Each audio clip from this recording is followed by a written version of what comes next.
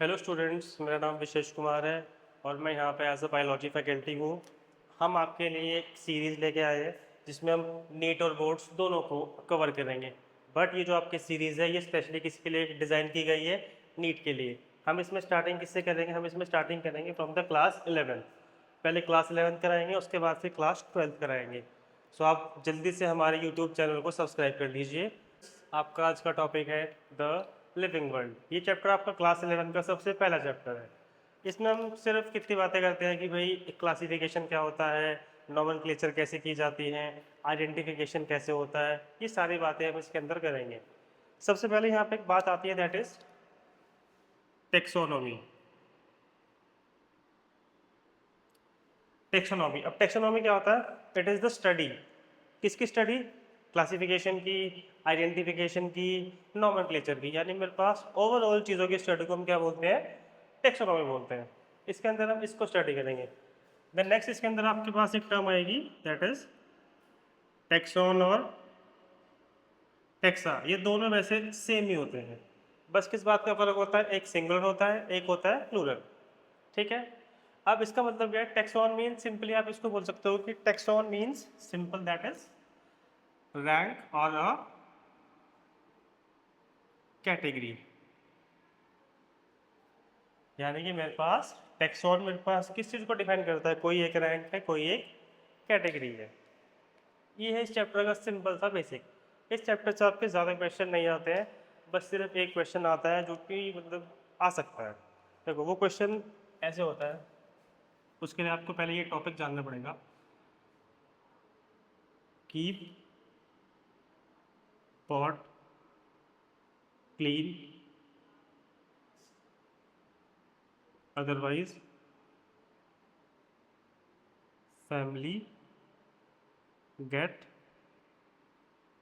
Sick.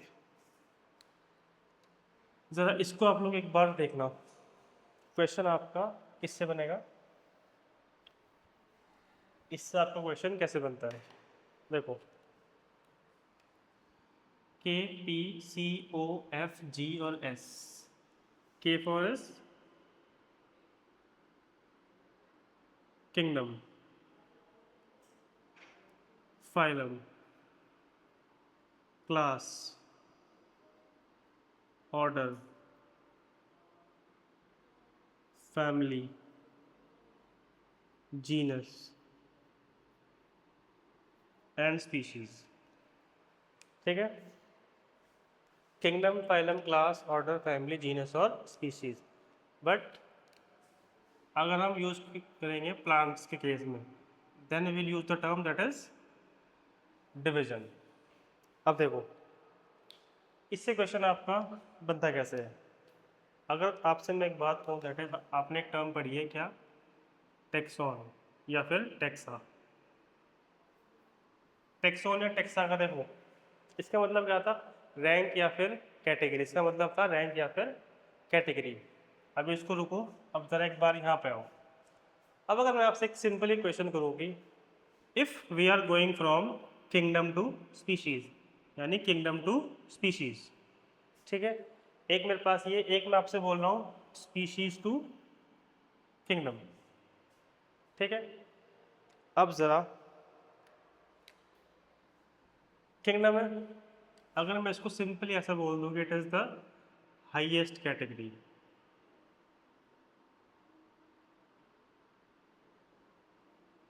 It is the highest category, यानी ये मेरे पास सबसे highest category, and it is the lowest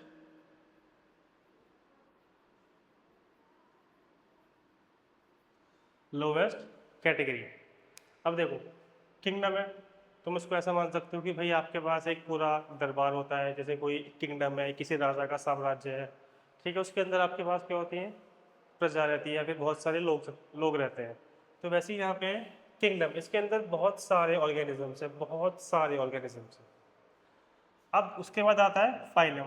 that means हमने यहाँ पे, अगर मैं आपसे बात करूँ कि भाई एनिमल और प्लांट्स को मैंने एक तरीके से अलग कर, दैट मीन्स मैंने इसमें से कुछ चीज़ों को डिफ्रेंशिएट या फिर क्लासीफाई कर दिया based on some characters.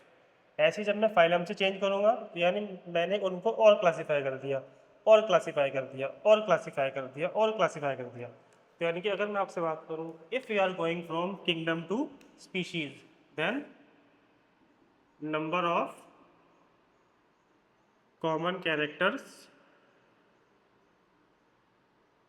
Increases, यानी आपके जो कॉमन कैरेक्टर्स है उनका जो क्या है, दे विल इंक्रीज, क्योंकि मैं यहाँ से क्लासीफाई कर रहा हूँ, और मैं क्लासीफाई किस बेस पे करता हूँ, जब मुझे कोई कॉमन कैरेक्टरिस्टिक्स मिलता है।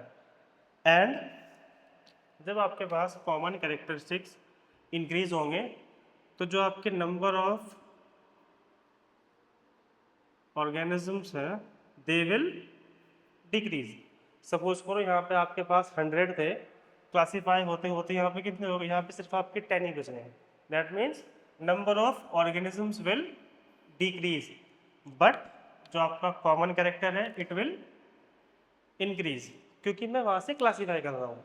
अब अगर मैं आपसे एक बात कहूँ कि जैसे आपके एनसीईआरटी में एक लाइन लिखी भी है कि भाई लोअर द टैक्सा, यानी क्या मतलब है, टैक्सा वो किसकी बात कर रहे हैं, देखो it is a category, category taxa, ठीक है, यानी वो किसकी बात कर रहा है, लोअर द कैटेगरी यानी स्पीशीज, यानी कि अगर आपके पास जितनी आपकी कैटेगरी कम होगी उतना उसमें कॉमन कैरेक्टरिस्टिक्स ज़्यादा होंगे। सिर्फ वो इतनी सी बात बोल रहा है, lower the taxa more are the common characteristics. उसका मतलब है क्या है, क्योंकि लोवेस्ट मीन सबसे छोटी वाली कैटेगरी, और सबसे छोटी वाली कैटेगरी क्यों बोले, क्योंकि यहाँ पे ऑर्गेनिज्म सबसे ज़्यादा कम है। बट अगर वहीं पे इन केस मैं आपसे ऐसे बात करूँ कि अगर मैं स्पीशीज टू किंगडम जा रहा हूँ तो ये सब मेरे पास क्या हो जाएंगे, रिवर्स हो जाएंगे। That means number of common characters will decreases, क्योंकि भाई यहाँ से मेरे पास क्या होगा, कॉमन कैरेक्टर्स कम होने शुरू हो जाएंगे। बट वहीं पर अगर मैं बोलूँगा number of organism will increases, so ये आपका टॉपिक है, इससे आपका क्वेश्चन आ सकता है। सिंपल सी बात है, टैक्सॉन कैटेगरी, वो आपसे ऐसा पूछ लेगा कि भाई higher the category more is the difficulty in determining the relationship between those organisms, क्योंकि भाई वहाँ पे बहुत सारे ऑर्गेनिज्म बहुत सारे, दैट मीन्स वहाँ पे क्या हो रहा है, वहाँ पे आपके पास कैरेक्टर्स सॉरी कॉमन कैरेक्टरिस्टिक्स बहुत कम रहेंगे। सो ये आपका जो सबसे पहला चैप्टर है उस सिर्फ एक ये टॉपिक है जो कि थोड़ा सा इंपॉर्टेंट रहता है। उसके अलावा अगर आप थोड़ी एनसीईआरटी को पढ़ेंगे, इसमें आपको सब जगह एक एक लाइन मिल जाएगी, बट ये जो ऑर्डर वाला पार्ट है इसमें आपको एक लाइन थोड़ी सी मिल जाती है, लाइक कि families like Solanaceae and Convolvulaceae are placed in the same order called Polemoniales based on the floral characters. बस एक ये लाइन है थोड़ी सी जो कि आपको याद करनी पड़ सकती है। उसके अलावा सिर्फ इतना सा आपका इस चैप्टर का कॉन्सेप्ट रहता है। सो आज हमने चैप्टर 1 को थोड़ा सा डिस्कस किया है, थोड़ा सा क्या मतलब यही आपका चैप्टर 1 है, ठीक है। इन द नेक्स्ट क्लास हम स्टार्ट करेंगे चैप्टर नंबर 2। अगर आपको कोई डाउट हो, कोई भी इशू हो तो आप नीचे कमेंट सेक्शन में पूछ सकते हैं। Thank you so much.